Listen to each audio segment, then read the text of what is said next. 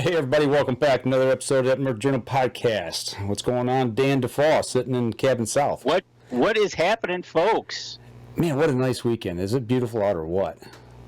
Nothing like a Saturday. That was last night. Sunday night, we talk fishing, right? That's right. 2 days in a row, man, I tell you what. But before we get started with tonight's show, let's go ahead and get our shares out of the way. Dan, I know you got a few more than I do. Episode 566. That's right. So let's get that done, and we'll get on with tonight's show. Get rocking along here. All right. I got the link. Let me do some sharing. We will get this going, and when you get close, Dan, let me know, and I will go ahead and start. And I'm done. Just waiting on you now. Yep, I will let you know. I'm going to power up here, and man. I'll tell you, while you're doing that, let's. I'll go ahead and then start the show, and we'll get our just give me about out of the way. 10 more seconds on. Okay. All right. Here we go. Stand by. And in 3, 2, 1. Welcome back to another episode of the Upnorth Journal Podcast, everybody. I'm host Mike Adams, sitting in UNJ Cabin North, and Danny's in Cabin South. We're still social distancing in this crazy COVID world. So hopefully everybody's had a good weekend. It's warm here in Michigan. The sun's out. It's been shining all week, and I've been outside all weekend. How about you, Dan?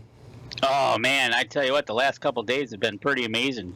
Taking my walks and everything over at the park, doing some yard work. It's been a real good couple of days, compared to earlier in the week. It was a little... Yeah. Life is good, and we're getting ready for turkey season. Danny and I got our trip planned, and we'll be heading out here in about 2 weeks. So, right, exactly. I'm excited about that. It's one of those things. It's May, so let's let's get un-COVID and move on. That's right. Well, go ahead and let's tell the good people out there what they can save some money on this week, Danny. Absolutely. There's nothing better than supporting the supporters that help us. And going out there, we talked to them last week, folks. Rebel 6 Rubs. Go to rebel6rubs.com. Great stuff. We had 2 people that were listening last week order that night, and they had it in a couple of days. So if you go over to rebel6rubs.com, you use the promo code NorthJournal, you'll get 20% off your order when you check out. And then from there, you head on over to Buck Baits. Buck Baits, great supporter of Up North Journal. Go over there to buckbaits.com. Check out the lineup of stuff. We're starting to warm up, getting ready for this, getting ready for hunting season. It's not that far off once you think about it. And if you use the promo code Up North Journal, you get 20% off your order there. And then from there, our good friends at Hunter's Blend Coffee.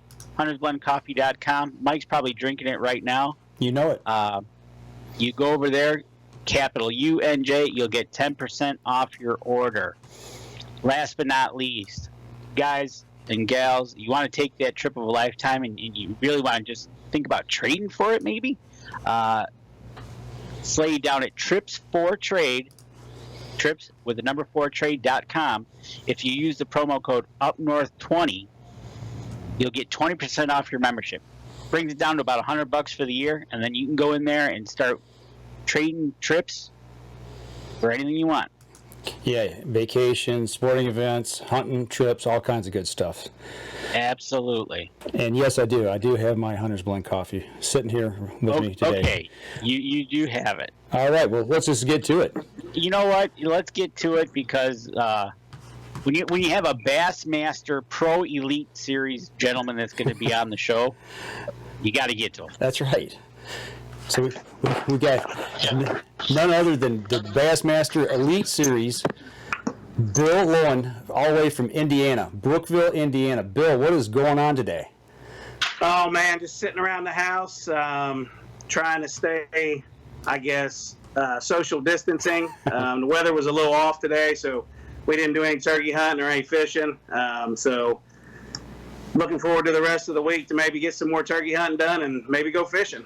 A little turkey hunting. So the guys that are doing the bass fishing love hunting as well. We talked to a gentleman last night, actually, here in Michigan, and he said he'd rather be deer hunting than bass fishing at times. Not all the time, but, at this time of the year, you're out doing some turkey hunting. And I saw on your Facebook page, didn't you take one of your kids out and were successful?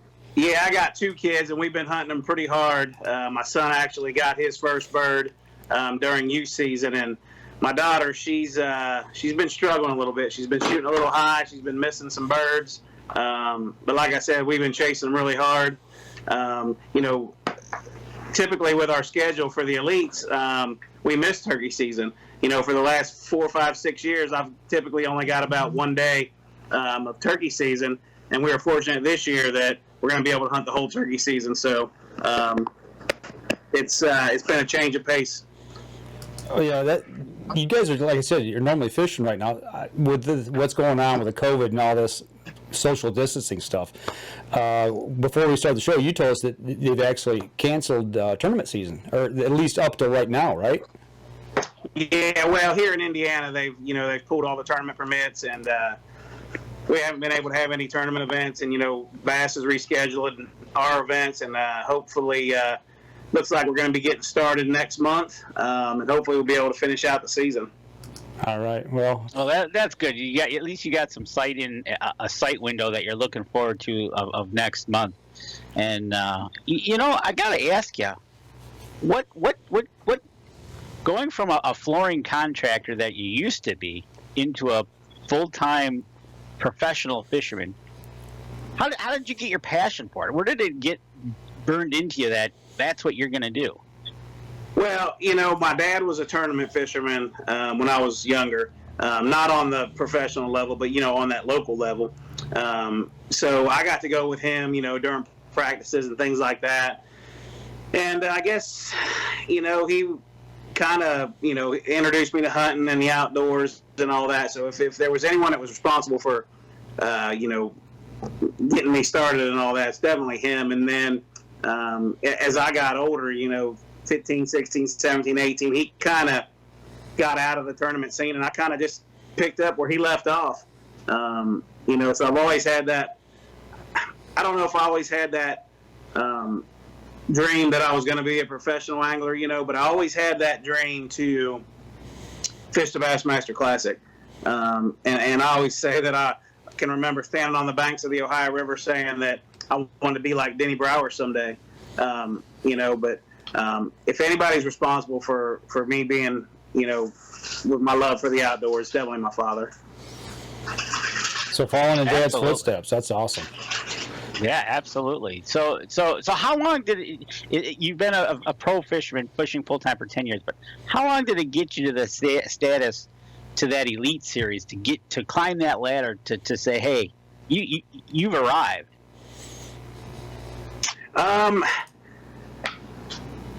I don't know when you would actually say, like, hey, I've arrived. You know what I mean? I still feel like, I don't know how to say this, like I'm not a professional angler. You know what I mean? I just still feel like I'm one of the guys. But at the end of the day, yeah, I am a professional angler. And if I had to say, like, how many years was it on the tour that I felt like, hey, I feel like I'm kind of established and, we can definitely make a career of this. I guess it was probably 3 or 4 years into the deal that, I was starting to do good, make a name for myself, and things just kind of fell into place. So it wasn't like as soon as you show up on the Elite Series that you feel like, you're going to be there forever and you've made a name for yourself. It's definitely a lot of hard work just to get there. And then once you get there, the work gets even harder to be able to stay there.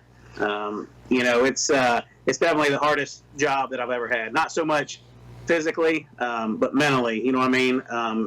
Fishing is a mental game. Some days you catch them really good and you're on top of the world, and the next day you don't catch them and you're mad at the world. You know what I mean? So it's without a doubt. You mentioned that.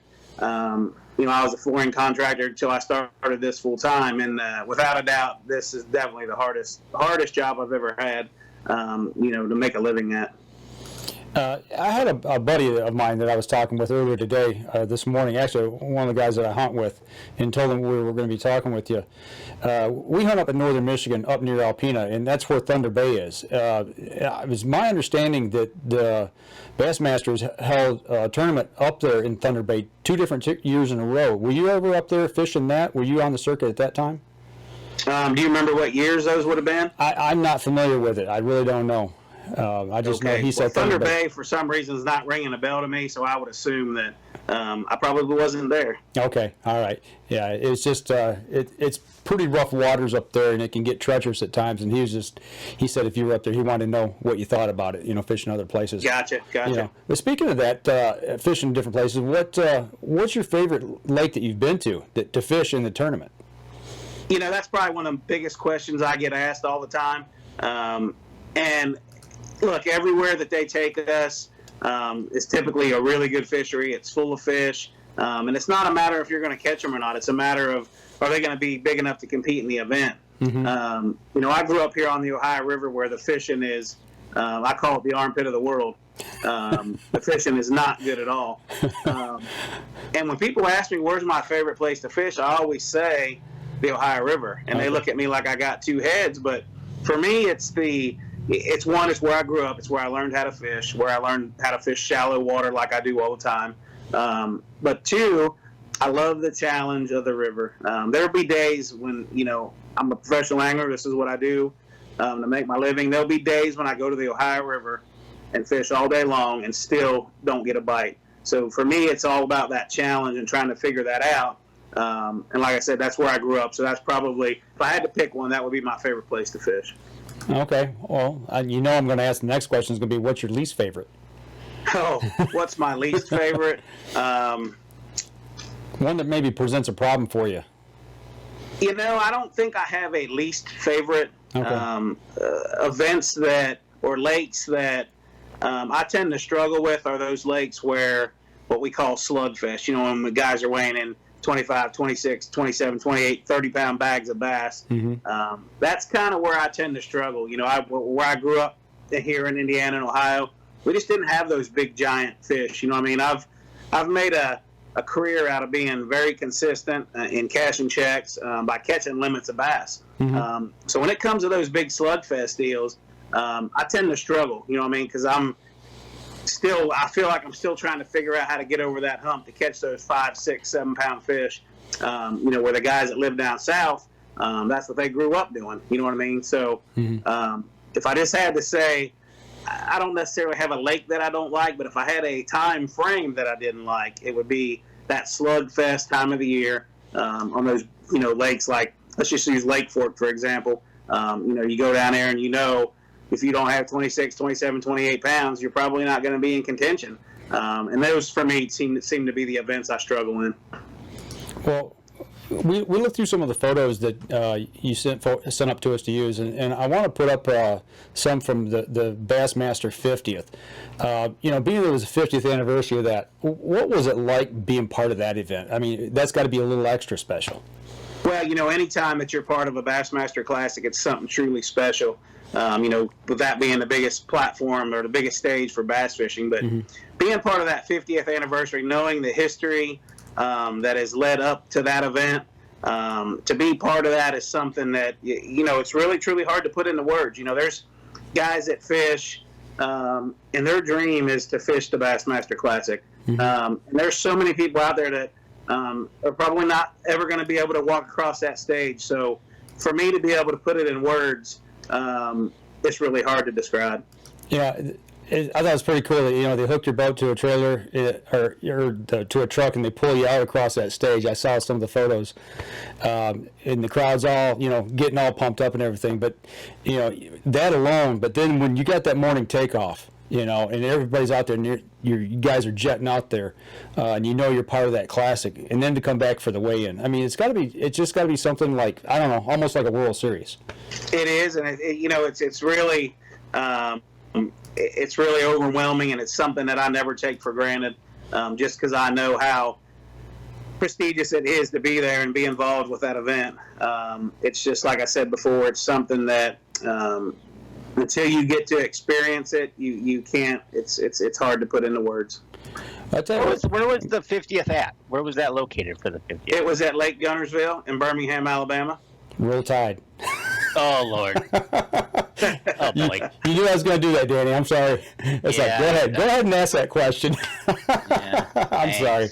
Great. Yeah, I'm up here in Michigan, but I'm from Alabama originally. So, but Gunnersville Lake, that area over there is just simply beautiful. It's the scenery is absolutely unbelievable. But I tell you what, we're bumping up here on our first break. Let's go ahead. We'll take our break. When we come back, we want to dive a little bit into maybe some of the equipment that you're using and talk about that. All a little right, bit. sounds good. All right, we're going to step outside and we'll be right back after this.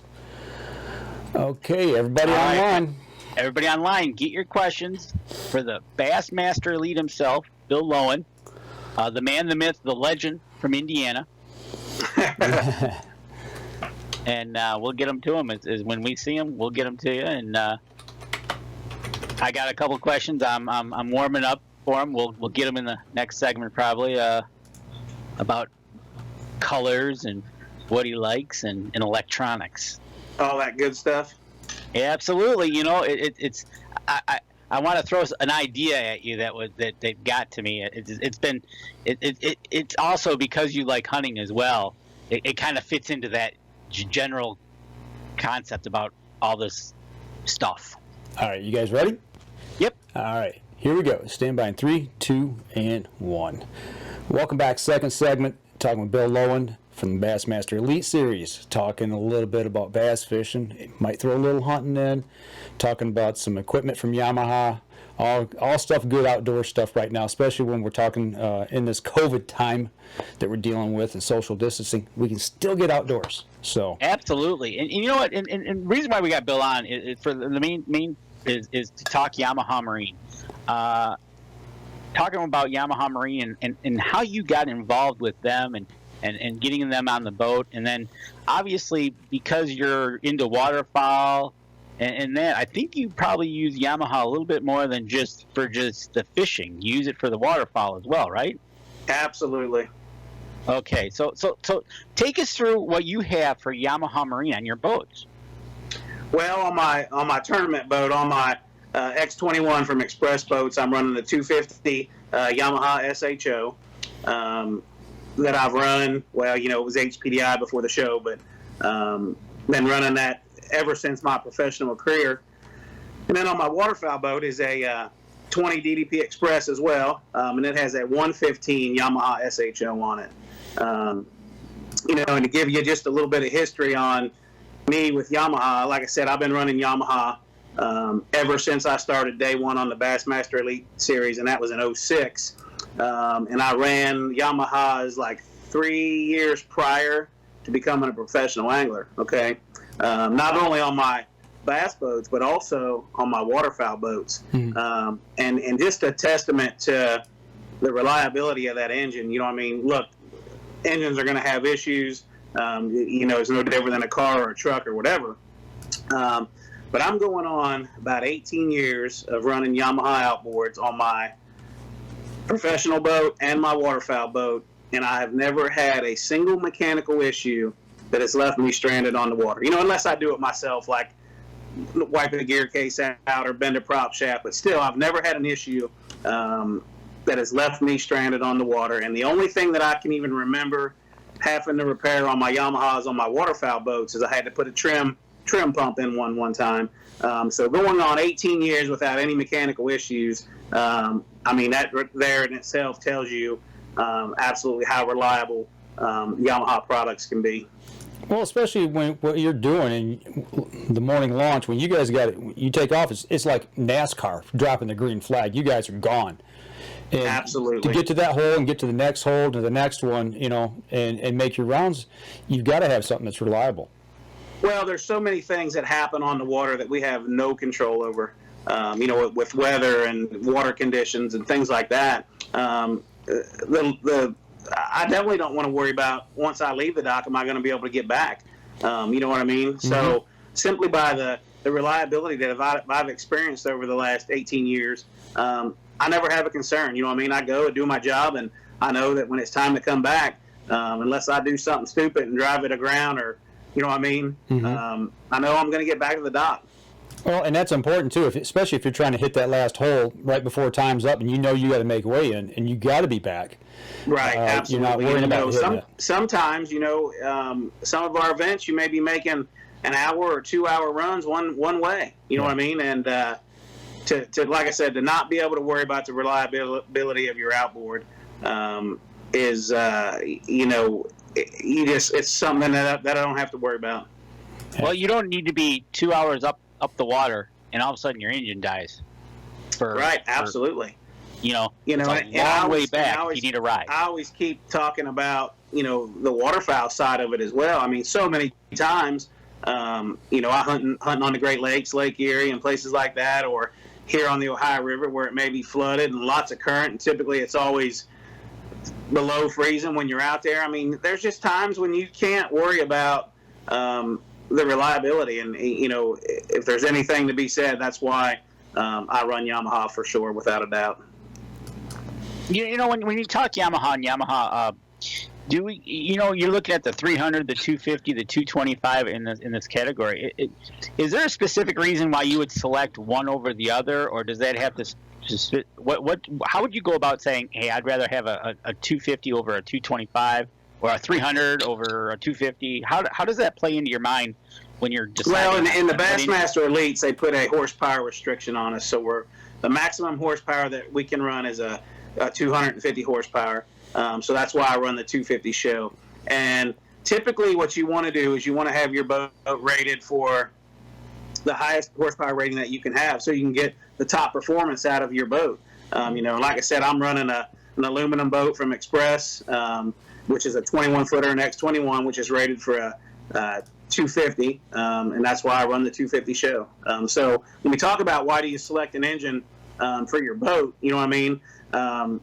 Typically, you always want to try to put the maximum horsepower that is rated for that boat, so you're not underpowered. You know what I mean?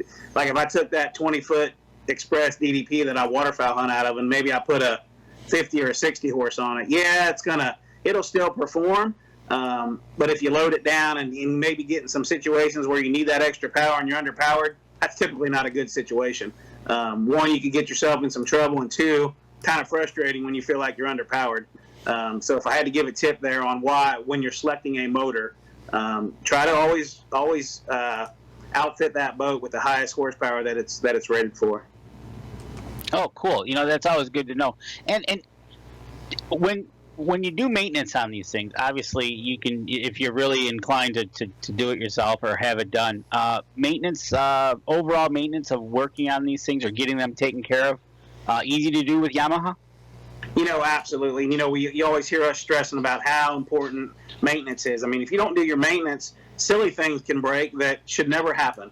You know what I mean? So, like you said, if you're a guy that's mechanically inclined to be able to change the lower unit in your gear on your gear case, or give your 4-stroke SHO an oil change, it is so simple. And Yamaha has oil change kits that supplies you with everything you need to do that that oil change or that service on that motor. So they make it very, very simple. And if you're that guy that doesn't feel like you can handle that, simply just take it to your Yamaha dealer and let them take care of it for you.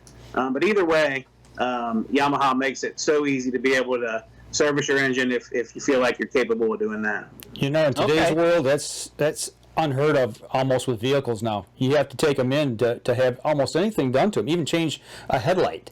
So that's exactly. Good to hear that we've got modern equipment that you can actually still work on yourself. Right. Now, once it gets past that oil change stuff and all that, that's out of my hands.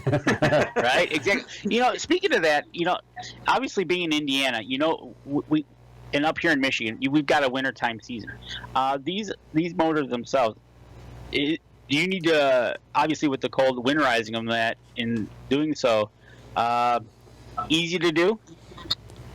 Oh, absolutely. I mean, I think, like I said, Yamaha makes it very simple. And once again, if you don't feel like you can handle that, run it by your local dealer. I use Yamaha Marine over here in Kentucky. If I have some stuff that typically I don't feel like I can handle. But, definitely, you brought up a good point that, if you're not going to be using your boat during the wintertime and it's going to be sitting around for long periods of time, it's very important to, winterize that boat, add stabilizer to your fuel and things like that. So when the next season rolls around, you're not sitting there at the dock wondering what the heck's wrong. You know what I mean? So, there's maintenance that's required on your engine for a reason. And if you don't do that or don't do the proper things that you're supposed to do, you can find yourself at the dock with the sad face. Yeah, that's not a good thing, especially if you're not good at all. Well, I'll tell you what, Danny, why don't we go ahead and we take a break. We come back. Right. We'll extend the next segment just a little bit further here, but we're about 3 or 4 minutes ahead of schedule here. But we're going to take a step outside. We come back. We'll continue the conversation because actually you're wearing something that I want to ask you about. You got something on there, so we'll talk about that when we come back. We're going to step outside. We'll be right back after this. All right, we got a couple questions for him in the next segment about his techniques. Okay. All right. Uh-oh. Yeah. He doesn't want to give away all of his trade secrets. Night crawlers and worm harnesses. There you go. Exactly. That's exactly right. Stop at the gas station, pick up your night crawlers. Alrighty. Cody Dawson is joined. Hey, Cody, what's going on? Good to hear from you, bud. Let's see here. Give me 1 second. All right, here we go. Stand by in 3, 2, and 1. Welcome back. Third segment of the show. Right before we went to break, I made reference to something you're wearing, and I know Danny and I are part of the Mossy Oak Pro staff. We're on the gamekeeper staff up here in the northern area, but I noticed you're wearing Mossy Oak Elements, and you're on part of the Mossy Oak fishing staff. Is that right? Yes, sir, I am. Mm-hmm. So how did they start getting involved with the fishing side? I mean, is that really starting to take off now? I've seen a little bit of it. I haven't been exposed to a lot of it, but talk about that just a little bit and how you got involved with them. Well, over the last few years, there's been a big emphasis put on skin cancer and protecting yourself from the sun and things like that. And like you said, yeah, I'm wearing a Mossy Oak Elements right now in the Elements pattern. And it's a Drake Performance Fishing t-shirt. I'm actually partnered up with Drake waterfowl systems and things like that naturally because I'm a huge waterfowl hunter, and Mossy Oak has always been a partner with Drake. Mm-hmm. And now with all this new like the performance fishing gear where we're wearing things that protect our face and our hands and our sun shirts, and as you can see, this one I got on here actually has a hood on it, a sun hood, to help get you protected when you're on the water. But we spend so much time out there on the water that you got to protect yourself from the sun, use sunblock and things like that. But I think I got involved with Mossy Oak, which was cool for me because I can remember as a kid growing up, always watching their commercials where their commercials were always geared to passing it on, teaching that next generation, and that's what I get a big thrill out of doing. I look at it as when I was a kid growing up, somebody always took time out of their schedule to teach me hunting, fishing, whether it was my father or my uncles or friends, whatever that may have been. And had they not done that, you and I wouldn't be talking on here for sure today. So I always try to give back. And for me, it was really cool to become part of the Mossy Oak fishing team because, as a child growing up, I always used to watch that. And there's nothing more exciting for me than to be able to teach something to somebody that doesn't know, because I think a lot of times we take for granted as a professional angler or, someone that has a lot of experience in the outdoors that we just take for granted that people should know these things and they don't, right. You know what I mean? So for us as ambassadors for the sport to be able to pass it on to the next generation, to me, that's what it's all about. Absolutely. Danny and I, we've done seminars, at Cabela's and Bass Pro, all different stores and things. It's good to talk with people and share stories and tips and all that kind of stuff. But I think the thing, and I can speak for Danny as well because I know he holds it dear to his heart as well. But when you get a youngster and you show them how to run a turkey call, or you help them pick out their first camo outfit. There's just something really special about helping these youngsters learn about the outdoors, whether it's hunting or fishing. It's just right, passing it on. And with today's technology, it's so easy just to hop on YouTube or whatever and see maybe how to do that. But when you can actually take somebody, and a kid especially, and put them in the situation, put them on their first turkey, first deer, show them how to set decoys, whatever that may be, that's just something that they'll remember their whole life. You know what I mean? It's a lot different than looking at it on YouTube versus somebody grabbing you by your hand and taking you out there and showing you truly how to do it. It's taking taking time away from yourself and giving of yourself and giving that time to somebody else. Absolutely. And that means a lot. So, but yeah, I just noticed the shirt, and I wanted to make reference to it that we're all out there doing the same thing. So, Danny, you said you had a couple questions. Yeah, we got a couple of questions. First thing I want to do is, last segment we talked about Yamaha Marine. Anybody interested in checking out the motors themselves can go to YamahaOutboard.com, all one word, and they can check out. Another cool thing that we could bring up real quick, since you're doing that, is this year Yamaha put a program in place for tournament anglers called Power Pay. And that program, what that is, if you have a Yamaha outboard that is 5 years or newer, you automatically, all you have to do is go to the website, register for the program, and if you're the highest finishing angler that's running that Yamaha that's registered in an event, you get paid. I mean, you don't even have to win the event. You just have to be the highest finisher that's registered to qualify. And like I said, it doesn't cost you anything to register. Simply go to the website, register, and fish an event, and get paid. It's that simple. Wow, that's pretty cool. That's awesome. Can't beat that. Gotta like that. All right. So you're an elite Bassmaster fisherman. Got a couple questions for you, coming from Terry, my brother. First thing is, he wants to know, you're coming up to a lake. What do you look at about the lake before you even go on it? You're standing there, whether you're looking at a map or you're looking at something. What's the first thing going through your head? You're looking at a lake. The very first thing for me, what I want to look at, especially if I go to a new lake, is what time of the year is it? What seasonal pattern should those fish be in? Whether that be spring, winter, summer, fall. That's going to be the first thing that I look for, okay, is determining what stage that those fish should be in. The second thing for me is I'm a shallow water angler. I'm born and raised on the Ohio River. I fish shallow 365 days out of the year, regardless of where I go in the country. And that's kind of how I've made my career doing what I'm doing.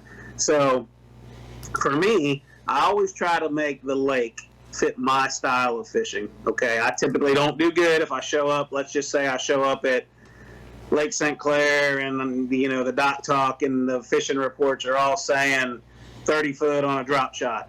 Typically for me, if I go out there and try to do that deal, that's when I have my bad events. But if I go to Lake St. Clair and fish my style, now I say I'm a shallow water angler, but to me, shallow water at St. Clair's 6 or 8 feet. You know what I mean? So I always try to make the lake fit my style of fishing versus me trying to fit the style of the lake. And that's what I've done in my whole career, regardless if I'm in New York or Mexico. I try to make the lake fit my style. I've never heard that before. That's great advice. Stick with what you know and what you're comfortable with. Well, when you're fishing in your comfort zone, you make better decisions. You know what I mean? You've typically probably have been in that situation one time or another. And when that happens, you know how to make the right adjustments to keep catching fish. When you're out there doing something you don't know how to do and you're not getting any bites, chances are really good that you don't know what to do to start catching fish again. So if you're in your comfort zone, I feel like you make really good choices and you fish the best of your ability. Yeah, that makes sense. Makes great sense. All right. So make it fish how you want, fish for your comfort. What kind of electronics you running on the boat? What kind of scanner you running? What kind of equipment you got on that boat? I'm running Minn Kota, Talon, Humminbird, the whole one boat network. There you go. Now, I'm going to throw this question in because even in hunting with the scouting cameras and your fish finders and everything, what happens if they came back and said, no more electronics, old school, fishing pole, motor? Would you enjoy something like that, or do you want the electronics back? I I think if they were to do that, there would be a lot of anglers that would not be very happy. Okay. With that being said, I grew up where with flashers and things like that back in the day, and where you would find you an object on the shore, and make you a triangulation to know how to line the boat up and set the boat up and make that cast. Because back in the day, we didn't have the electronics that we have now. Humminbird with 360 and Mega 360 and the down scans and the side scans and everything that we have now makes it so easy to find pieces of structure and fish that we would never, be able to find had we not had those.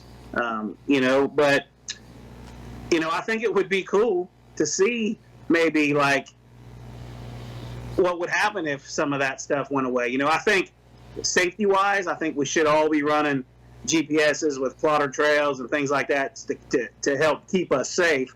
But it might be cool not to have, the capability to throw a waypoint down where you could just pick the phone up and call your buddy and say, hey, give me some numbers for some rock piles out on Lake Michigan. You know what I mean? So now this would take us back to the old days where you had to go out there and find that. You know what I mean? Absolutely. 6 of one, half a dozen of the other. Boy, I think it'd be neat to see how it would all play out, but I would also hate to see it because I know how much I use that stuff and how much you would almost feel handicapped if you didn't have it. Yeah, we've all become so accustomed to it. Even in the hunting industry, it's we rely on it now. That's why I had to ask. I just had to ask that question. It's kind of like an old school. Everybody's doing this throwback and old school stuff. So I was like, right, absolutely. So we're in May here, and you've been out fishing. You're going after these bass. What colors? What are you throwing at them? What colors are you thinking right about now? And what are you thinking? Typically right now, to kind of depending on where you're at in the country. I know you guys up there are a little bit behind where we are here. But it's springtime. It's April, May. You can always figure that those fish are going to be in that pre-spawn stage, or possibly even some of them are spawning already, depending on what water temperatures are. So right off the bat, seasonal pattern. Those fish are going to be shallow. They're going to be staging up. They're going to be putting the feed bag on to get ready to spawn. So all that's kind of going on right now. So with that being said, any of your baits that you have confidence in fishing shallow, if those fish are in that pre-spawn stage, you're going to be wanting to throw crankbaits, rattle baits, jerk baits, swim baits, things like that. And then as those fish progress and move up shallower, you're going to go, start getting into your soft plastics, your tubes, your jigs, your worms, your creature bait style things. All that soft plastic stuff that Strike King makes that I use that, you can go in any store and buy are the things that you're going to want to be using now. Just those baits that you can key on that shallow water. For me, what I like to do this time of the year is go down the bank fishing, try to figure out what stage those fish are, how far they've migrated, into the spawn. And as I'm going along fishing, I always visually keep my eyes open, looking for a bed or looking for a fish that's on the bed, because it's that time of the year. All them fish got one thing on their mind. It's making babies. They want to get there. They want to spawn. They want to make those nests. And there's no better time than now to catch a big fish. Whether that be a largemouth or a smallmouth. This is probably one of my favorite times of the year. That's awesome. If you had somebody that came up to you, we talked about teaching kids. Maybe it's somebody that's maybe a little bit older, a teenager or something like that, that just says, I've never fished before. I'd like to give this a shot. And if you had to just put them on one bait to get out there and try to catch some fish, catch a bass with, what's the one thing you say, okay, you need to go buy this? What would this be? Well, if I wanted to tell a kid that, the simplest thing for me, for a beginner, is something that they can cast out and wind back in, because let's face it, it's hard to learn how to fish a worm or a jig or a tube, it takes a lot of time. Mm-hmm. But if you're that angler that's just starting out and you got to get you a bait that you can cast and wind, because you don't have to worry about feeling the bite or, was that a bite or wasn't it, so I would have to say some type of crankbait or some type of spinnerbait. If I had to choose a crankbait, it would be a square bill type crankbait. Something that isn't going to get hung up very easy, and that's what a square bill does. Let it come through the rocks good, let it come through the wood good. So for a beginner, that's a big plus to have a square bill crankbait because, because the more experience you get with the bait, the better you're going to be with it. And then a spinnerbait is simply you throw it out and you wind it, comes through the cover really well, whether that be grass, rock, wood. And right now, for this time of the year, those two baits would be absolute perfect for a beginner. And like I said, it's simply you can throw them out and wind them in. And to me, those two choices for a beginner would be absolutely perfect. Set them up for success. You know what? And you know what? From the beginner, and if you're getting a little bit under your belt, and you're wanting to get a little bit even more better, and even scratch the brain of Mr. Lowen. You have an instructional trip that you can go on with yourself, don't you? I set that up a few years ago, and in hopes that I don't never want to be a guide where you had to take somebody out there and put them on fish, right? So what I would tailor that to would be like somebody that wanted to come and learn how to fish a swim jig. Okay, yeah, we might not catch any fish, but you're going to get the whole breakdown of trailers, weights, line size, rod, reel. It's actually, you're going to actually be truly learning something. I just, like I said, I never wanted to get into a situation where I took people out to catch fish. Hopefully during that lesson or that course, we'll catch them. But what I'm wanting to do is give you the tools and the confidence to be able to, learn a technique or learn something that maybe you don't have any confidence in. Well, there's nothing wrong with that at all because, you can go, like you said, go on YouTube. You can watch it, but to actually have somebody standing next to you going, well, kind of do it like this or tie it like that or throw it like this, that's invaluable in person. Right. And I think as anglers, we think that only that new fishermen need that help, and that's not the case, And I'll just use an example that happened to me yesterday. A really good friend of mine that when I was younger, 17, 18 years old, he kind of took me under his wing and really showed me how to pattern fish and break that pattern down. And that's going back 30 years. So I got to fish with him yesterday, and I was catching them on a tube, a 4-inch flipping tube. And, that's one of my favorite baits to use in the springtime. And it was a bait for him that he absolutely hated because he lost so many fish on it, So I got to stand on the boat with him yesterday and basically not teach him how to fish a tube, but show him what I've learned over my years. And it was cool to show it to him, show him why I do what I do, and then for him to catch 8 or 9 fish in a row.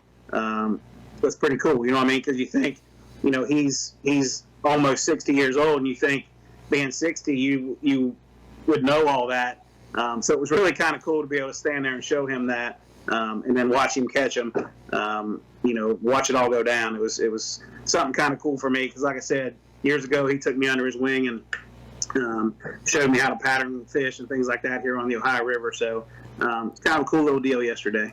You talk about patterning fish. And learning where they're at and how they work. We got a question here from Terry. He's talking about pre-fishing tournaments and learning where those fish are at. Maybe it's patterning, maybe it's not. But how often do you pre-fish before a tournament to learn where they're at? Well, for the Bassmaster Elite tournaments, every one of our events goes off limits 30 days prior to every event. Okay. Now, once that event's announced, it's completely off limits for us to get information. But up to that 30-day point, we can be on the water. But after that 30-day off limits comes in, we cannot be on the water until 2.5 days before each event.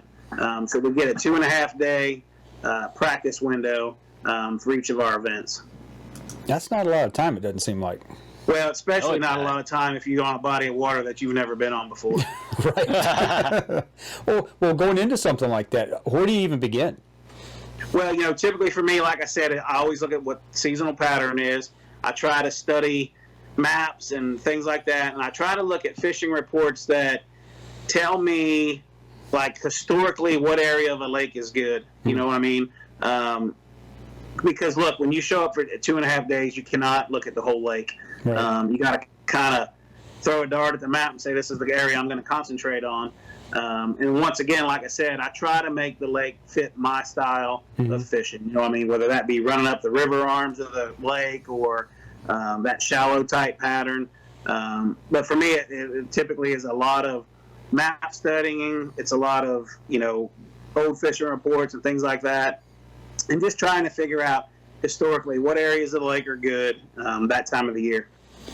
That's interesting. Looking back at past seasons and what's been going on, older fishing ports. How far back would you look at and something like that? As far back typically as I can. Okay. And a tip I want to give a lot of guys that maybe might be listening is, I think so many times as anglers, just because we caught them there last year during this time, we automatically think we're going to run right back there and catch them again the same way. And you know what? Sometimes that works, but I'm the angler that I want to show up and fish the lake for the conditions that are going on, because typically it's never the same year after year after year. Some days, some years the water's high and flooded or muddy or low and cold. And, typically the conditions are never exactly the same year in and year out. So I always try to show up and fish the conditions that are going on or have been going on, paying a lot of attention to what that lake's been doing leading up to the time that we show up. I was talking with my buddy this morning when I talked to you earlier about Thunder Bay. And right now the Great Lakes, we're talking 30 inches to 36 inches higher than what they've been in the last, 10, 15, 20 years. Absolutely. When you're talking that kind of change in water depth, I got to imagine that just totally really upsets what normally goes on there. Well, absolutely changes the whole dynamic of the lake.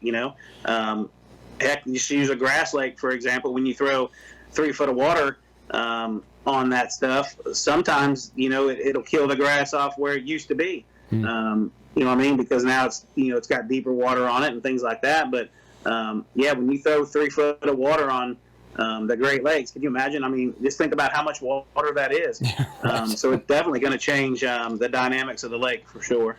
You just mentioned something I never even thought about, but the vegetation alone, how it affects that even, for the following years afterwards, how the way it changes. Oh, absolutely. That's got to be huge.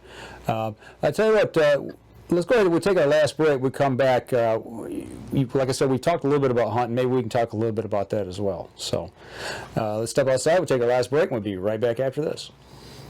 All right, everybody. This is it. This is the last segment with Mr. Lowen. Get your questions if you got good questions, Terry. And I see he's on Facebook. I got a question. So.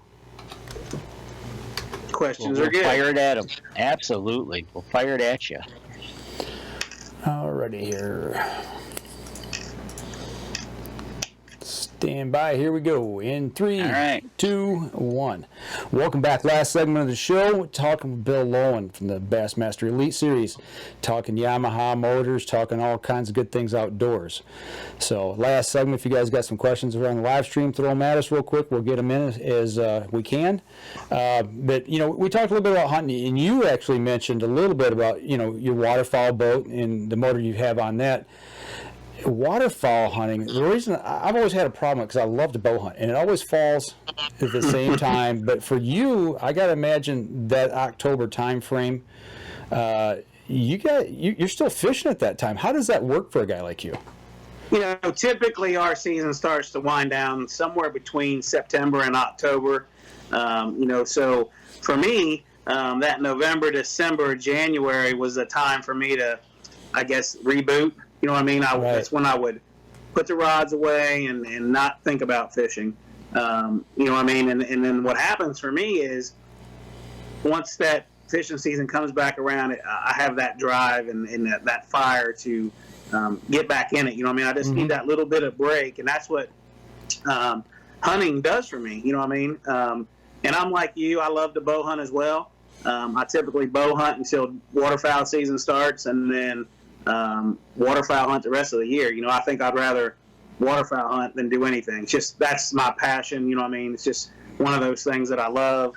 And it's something that I do with the family and the kids and friends. And, you know what I mean? It's just something that we look forward to every single year. And I think this year, you know, with this COVID-19 and everything and pushing the tournament schedule back, and I think we're probably going to end up fishing into the fall. Okay. Not quite sure how far we're going to be into the fall, but I'm thinking we'll probably be fishing during the first week of that November rut and things like that. So, What? Yeah, I'm a little disappointed, but What? being said, I'm out. it's my job to fish, and I'm going to go wherever they tell me to go, whenever they tell me to go. Right. Well, that's the thing, right? That's your job, so you got to do it. The November rut, though, man, that'd be hard to give up. Oh man, Hey, let's not talk about it anymore. Yeah, right. Well, look at waterfowl. You're a fisherman. You're on the water. When it comes to waterfowl, would you prefer to waterfowl on the water, or would you prefer to field hunt? I would probably prefer on the water versus field hunting, and I've done both and have the equipment to do both. But just something about being on the water. You know, I grew up hunting on the Great Lakes, diver hunting, layout boats, you know, all that stuff. There's just something about being on the water, you know, getting birds to come in, commit, whether that be marshes or big water or, you know, river hunting, whatever that may be. Just something about being in the boat with the dog and breaking ice and just that's just kind of how I grew up, and that would be my first choice, would be definitely on the water versus the field. Diver hunting on the Great Lakes, man, that almost scares me, man. I got respect for the big water, but laying down in a boat like that on the big waves, you're a brave man. Right. Well, once again, like we talked before, you know what I mean, you got to have the trust in your equipment and use a lot of common sense. You know what I mean, and pay attention to weather and you know, make sure you're equipped to be able to handle the big water. You know what I mean? Yeah. I see so many guys get out there in little boats and things, and I'm just thinking y'all are asking for trouble. You know, I've always ran big waterfowl boats, 20-foot boats. You know, big high sides. Yeah. You know, typically 90s and 115s and things like that for horsepower, Yamaha, of course. But just you got to really pay attention when you're waterfowl hunting. I mean, things can go bad really, really quick, and you know, I think a lot of times we get so wrapped up in the hunt and going that, you know, you kind of don't think about things that could happen, you know, really quickly when you're out there on the water. Well, in November, you know, that time of the year, you know, the Great Lakes can be so treacherous so quick, especially, you know, Lake St. Clair, Lake Erie, you know, they're so shallow, the waves get up on them extremely fast, and you can be caught out there in Absolutely. the middle, and it can be deadly. I mean, we've seen it. Absolutely. You know, it's no different than being out there in your bass boat. You know, you got to pay attention to the weather all the time. Monitor it before you go and while you're out there, and because like you said, it don't take much for a pop-up thunderstorm to put 4 and 5 foot waves on Lake St. Clair. Absolutely. Well, you know, absolutely. You know, that's awesome. That you know, safety #1 issue, no matter what you do, hunting, fishing, whatever you're out there. Even Charles Byram from Iowa loves those divers as well. But yeah, it's good to hear that always safety first. well, you know, looking at the safety issue of that, when you're on the water, whether it be fishing or you're out there, you know, waterfowl hunting, how do you stay in touch with the weather? Are you just using a phone app, or I mean, do you have electronics on the boat where you can actually see stuff coming in? You know, typically I don't have, you know, weather radios and stuff like that on the boat. You know, nowadays, like you said, with the phones and things like that, it's so easy just to, you know, pay attention, see what's going on. Heck, everybody, you know, typically has a weather alert set up on their deal. So especially, like I said, when we're out on the big waters, you got to monitor that stuff. You know, I listen to the NOAA radio and things like that when we're back at the room or on shore and things like that. You know, but like I said, with the technology today, with the wind apps and things like that, there's really, truly no excuse to I shouldn't say this, but not to be caught out there, you know, not knowing what's coming. Right. Yeah. There's so much technology now that it's available to just about everybody. Right. Absolutely. You know, the biggest problem I have, I guess, when I'm hunting, where I deer hunt at, is sketchy cell service. Typically, I can get a good cell signal, but I've got to watch the morning news before I go out just to make sure that nothing's going to catch me by surprise. So just in case. That's it. So I got to ask you. I'm looking at your Facebook page. How do you get the nickname Turtle? Well, the gentleman that I was just talking about earlier that kind of took me under his wing and things like that. It always seemed like when we were duck hunting back in the day, and I was supposed to meet him at, let's say, 5 o'clock, and then I'd have other buddies that were going with us, right? They'd always be late, so naturally it would make me late getting to his house, right? So he nicknamed me the Turtle because I was always late, and it was always like I was waiting on my buddies, and they were making me late. So he actually gave me the nickname, but my wife says that I have the nickname for the Turtle because I always stick my neck out for everybody. So I don't know which one it truly is. Well, yeah, to have a good friend like that do stick their neck on the line for you, that's got your back, that's a good name to have for that reason, I guess. Right. Absolutely. Well, there was a saying that was on your page as well, wasn't there, Dan? That you had mentioned to me earlier. Well, yeah, looking. It's your favorite quote. Yeah, it's your quote that you like. Your favorite quote is "Catch you later." Right. Now, does that mean catch you later fish, or what's all of that all about? It can mean any of those above. You know what I mean? I started doing that. Signing autographs for kids and things like that. Meaning that, hey, I'll catch you later down the road, or maybe catch that fish later, or catch that deer or the duck or whatever that may be. So, I'll just always catch you later. Okay. All right. Okay. So when we have people on and we interview them, we've always got a couple questions at the end of the show, kind of just fun ones, and it's a couple of real good ones that are really tailored to you, because I know you spend a lot of time on the water, obviously fishing. You're getting up, you're going, you're out on the boat all day long. You gotta have like a favorite snack to have with you. You can't go all day not eating. You gotta have a snack or something with you. Right. What is it? Typically for me, it's I don't have like a favorite snack, but typically for me, it's always typically some type of jerky. Big fan of peanuts and cashews and almonds and things like that. Typically for me, I don't like toting a big meal out on the boat because I don't want to be running up the bank to the woods. Right. I'm sure everybody that fishes has had that experience, so it's nothing new that I'm talking about. But typically for me, it's a lot of water, jerkies, things like that, and lots of nuts. Oranges. I like oranges in the boat. And one thing that I like typically carrying the boat that people are going to say, "Oh my gosh, can't believe you're saying that's bananas." I don't have that myth of bananas or bad luck in the boat. Their bananas help with leg cramps and things like that because we're constantly standing and moving and doing whatever.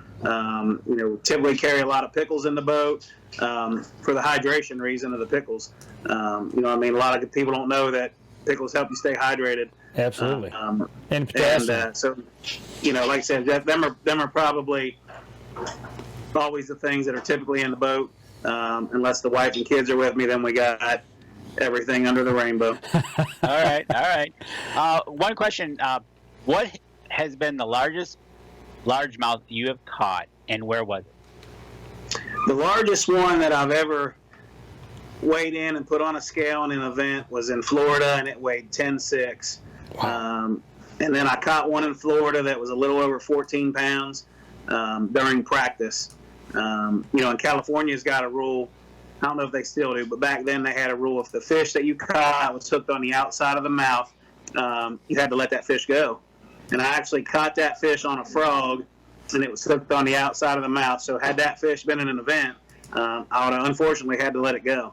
It was definitely the biggest bass I've ever caught to this point. But like I said, the biggest one I ever put on the scale in an event was a 10.6. Nice.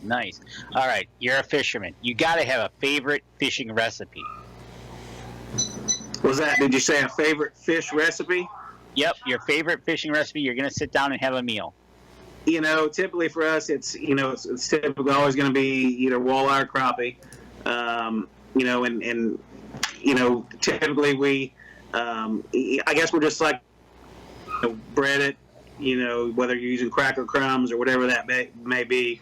We're a big fan of Cajun seasoning around here, Tony Sachery's and things like that. So we always add a lot of that in. So typically if we're not breading that fish with some kind of breading and frying it, we like to bake it as well, with your traditional seasonings and butters and things like that. So to say, do I have a favorite one? Not really. Kind of whip it all up and see what ends up, at the end of the day. There you go. Well, and Charles Barham is kind of almost saying no bananas. So he's kind of afraid of that thing.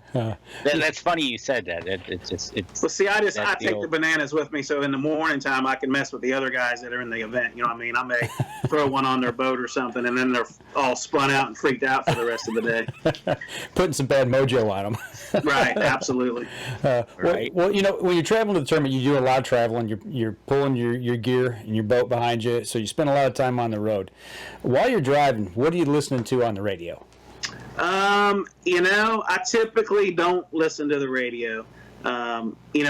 We camp everywhere we go. I typically drive the RV, and my wife drives the truck and the boat. But typically for me, man, when I'm driving, that's when I do a lot of my thinking and planning and things like that. So I kind of never listen to the radio when I'm on those road trips. Like I said, that's a lot of windshield time, and typically for me, that's when I do all my thinking about, events or what's coming up or what we're going to do. Or so for me, that's my time to kind of unwind and think a lot about things or just life in general. So typically for me, I don't listen to the radio. Fair enough. Looking ahead and planning the trip, that's good. Okay, last question that we want to ask is, looking back, it could be something that happened here recently. It could be something back even in your childhood. But if you've got an outdoor experience, whether it be hunting or fishing, doesn't matter. Which one really sticks in your mind and why? Man, I don't know if I probably don't have one that stands out. Just for the simple fact that my whole life revolves around the outdoors, and it always has, whether that be hunting or fishing. And now with, my wife and my kids, it's a lifestyle for us. So to say, do I have a favorite one? There's no way for me to say that because there's been so many. Yeah. Not only recently, but, in the past, they're just, I think when you're so passionate about something, that they're all great memories, and they're all always going to be, recently here with, my kids starting to hunt, my son's 8 and my daughter's 11, to be able to share this with them and see the things that, they're getting to experience, it's really cool. Just makes me remember my childhood when my dad was taking me fishing or deer hunting or duck hunting. It's, for my son to kill his first turkey last week and just be as most excited as you could ever see somebody. To my daughter, like I said, she's been struggling and missing some, but for her to say, you know what, Dad, even if I don't get a turkey, we've had some of the most phenomenal hunts that we've had, and to me, that's what it's all about. That's making the memories. I want them when they get older to be able to say, man, do you remember that time? We had all them turkeys and we didn't kill none, or just whatever. It's all about making memories. And to me, like I said, none of them stand out because I appreciate all of them, and to me, that's what it's all about. Each one's a chapter within your life, and you're still writing. You know? Absolutely. You know, and when you get to take your kids out, my kids, my youngest now is will be 19 this summer, and I look back at that stuff, and it brings tears to your eyes. I mean, you get so emotional when you see those first things happen, first deer, first turkey, what have you. It's powerful stuff to be able to pass it on, you know, and by the grace of God, we've got kids and we're able to pass it on to them, you know, and it is, man, it's truly something special, and that's cool.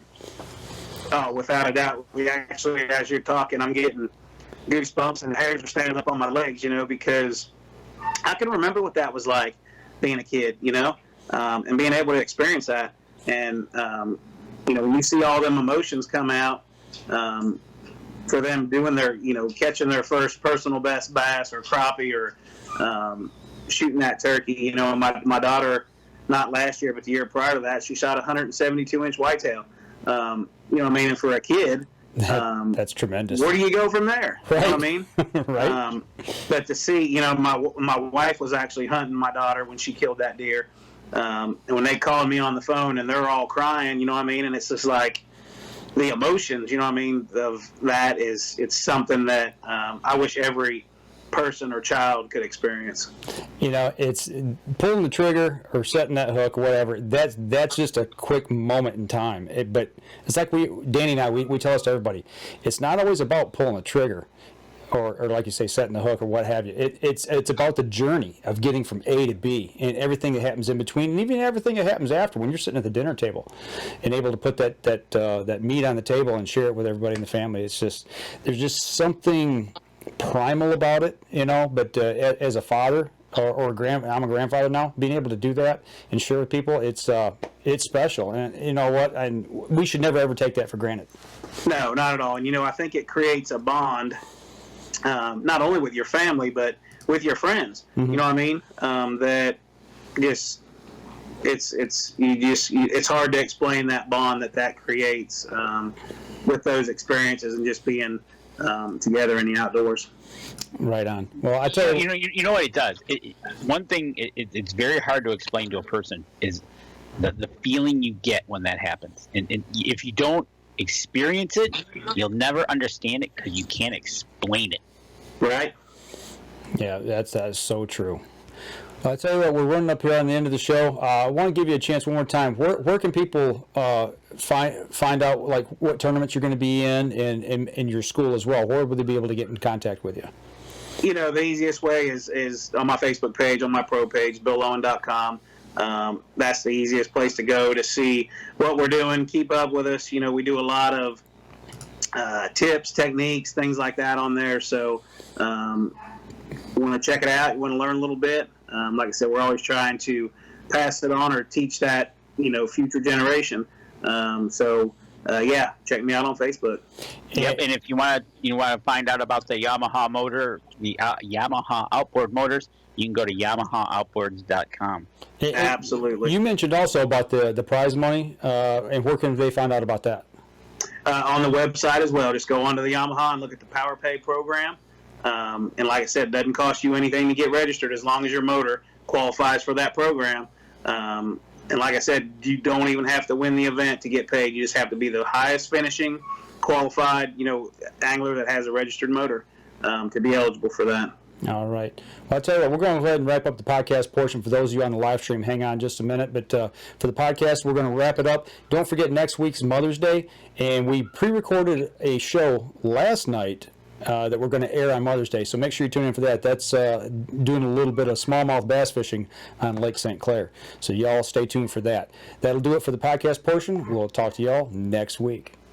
Thank you, guys. All right. For those of you on the live stream, we'll hang out here for just a few minutes. If you've got any questions. One question. What is the funniest fishing thing that went wrong? Uh-oh. The funniest fishing thing that went wrong? Well, that happens all the time. Man, I don't know of, and I'm horrible with remembering things that went wrong or whatever that may be, you know what I mean? I mean, I guess for me, I've been so fortunate to not have things go wrong. You know what I mean? If there was things for me that, I mean, I can't think of one, and I know that's bad, but Well, that's a good I can't think. Yeah, I mean that's what I'm saying. I've been very fortunate and very blessed that you know, for me to think of a funny thing that happened that went wrong. It's I mean, things go wrong all the time, and I guess it's just how you take it or what you make of it. You know what I mean? A lot of times when things go wrong, guys get so upset and so frustrated, and I've always kind of been like that duck and let it roll off my back. You know what I mean? Dust yourself off and keep going. That's it. That's kind of always been me. You know, for me on the water, to me, it's all about having fun. Yeah, it's serious, and that's my job, but it's still, you know what I mean? You got to make fun of, got to have fun with everything you do. You know what I mean? If you don't do something wrong, you're not learning. That's right. Yeah, I'm still learning every day, that's for sure. Well, I'll tell you what, we'll go ahead and wrap up the live stream portion here. And Bill, if you just hang with us for a few minutes afterwards, then we'll let you go. But absolutely, sounds great. Just as we mentioned for the podcast, folks, those of you here on the live stream, don't forget next week we're going to rerun our pre-recorded special talking about smallmouth bass fishing on Lake St. Clair. So y'all stay tuned for that. And don't forget to, if your mom's still with you, make sure you give her a call. If you can't go see her because of the COVID right now, we got a social distance, but don't forget to call your mom and let her know that you love her and you care about her, because if it wasn't for them, we wouldn't be here. So they allow us to be able to get out and do what we do. Y'all take care. We'll see y'all next week.